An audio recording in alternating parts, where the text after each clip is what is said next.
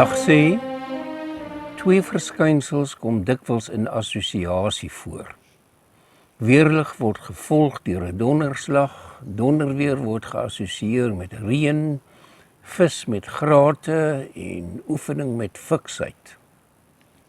Hierdie assosiasie tussen twee verskynsels staan bekend as 'n korrelasie. Daar bestaan ook negatiewe korrelasies. Hoe ligter dit word, hoe minder sterre kan ons sien. Hoe meer vlooipoeier wagte kry, hoe minder vlooie het hy. In statistiek word hierdie verwantskap gemeet deur die korrelasiekoëffisiënt. 'n Korrelasiekoëffisiënt van +1 dui op 'n perfekte korrelasie, 0 dui op geen korrelasie en -1 dui op 'n perfekte negatiewe korrelasie, met 'n skaal tussenin wat die vlak van korrelasie aandui. In 'n grafiese voorstelling toon 'n sterk positiewe korrelasie tussen twee verskynsels A en B datapunte wat naastenby in 'n opwaartse lyn lê. 'n Swak korrelasie toon geen beduidende tendens nie, terwyl 'n sterk negatiewe korrelasie 'n afwaartse helling op die grafiek sal lewer. Korrelasie is nie dieselfde as oorsaak nie.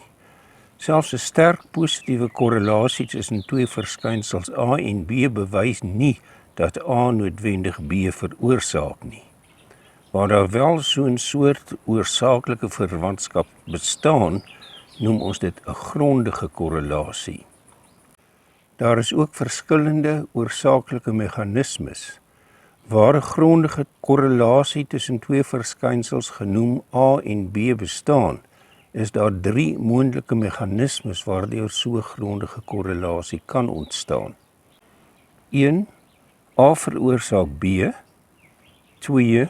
B veroorsaak A, of 3. 'n eksterne invloed C veroorsaak beide A en B. Ongelukkig is te veel mense geneig om met korrelasies se meer die eerste moontlikheid, A veroorsaak B, aan te gryp. Ter illustrasie van die derde meganisme kan ons die bygeloof dat elektriese verwarmers griep sou veroorsaak ondersoek. Dit is uiteraard die geval dat elektriese verwarmers hoofsaaklik in die winter gebruik word. Dit is ook so dat die meeste griepvirusse seisoonaal in die winter voorkom. Dit is dus duidelik dat winter met sy koue weer 'n eksterne faktor beide die gebruik van verwarmers en die voorkoms van griep aanwakker. Mense sal dus soms aanvaar dat hulle griep kry nadat hulle voor 'n verwarmer gesit het. Die korrelasie tussen verwarmers en griep is egter nie die produk van 'n direkte oorsaaklikheid nie. Inteendeel, om verwarming te vermy mag selfs die risiko van griep verhoog.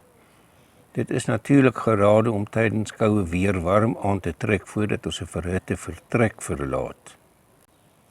Soms is daar 'n oorsaaklike ketting. 'n Populêre illustrasie is die biljartspeler. 'n Sein uit die brein van die speler laat die spiere in sy arm saamtrek. Dit dryf die stok wat op sy beurt die wit bal tref en laat rol. Die botsing van die wit bal met die rooi bal veroorsaak dat die rooi bal die kussing tref. Hierdie botsing veroorsaak dat die rooi bal terugspring en oor die rand van die opening val. Swaartekrag neem nou oor en veroorsaak dat die rooi bal in die geut val. Nie een van hierdie stappe kan geïsoleer word as die uitsluitlike oorsaak wat die rooi bal laat val het nie. Daar mag ook 'n wisselwerking voorkom waardeur verskynsels mekaar wederzijds beïnvloed. So byvoorbeeld kan kweekhuisgasse die troposfeer se temperatuur laat styg en stygende temperatuur kan kweekhuisgasse vrystel. Ons het dus 'n terugvoerlus. Daar is egter vele ander invloede wat ook die konsentrasie van kweekhuisgasse en temperatuur affekteer. Met sulke interaktiewe verskynsels maak dit nie sin om 'n enkele oorsaak te probeer isoleer nie en moet ons nie staat maak op lineêre oorsaak en gevolg verwantskappe nie, maar eerder dink in terme van interaktiewe komplekse. Verskynsels kan toevallig korreleer. So 'n korrelasie is dan ongegrond. Voorbeeld: Tydens die COVID-19 pandemie het sommige mense geglo dat die siekte deur 5G-seine veroorsaak word. In sekere gebiede het die oorskakeling na 5G en die siekte gekorreleer. Daar was egter geen oorsaaklike verwantskap nie. Dit was 'n ongegronde korrelasie. Die bestaan van 'n korrelasie bewys nie noodwendig oorsaak nie. Dit suggereer dit egter wel. Waar daar 'n sterk en langdurige korrelasie bestaan, vereis dit verdere ondersoek. En vir daardie ekstra tikkie insig, onthou altyd in vino veritas.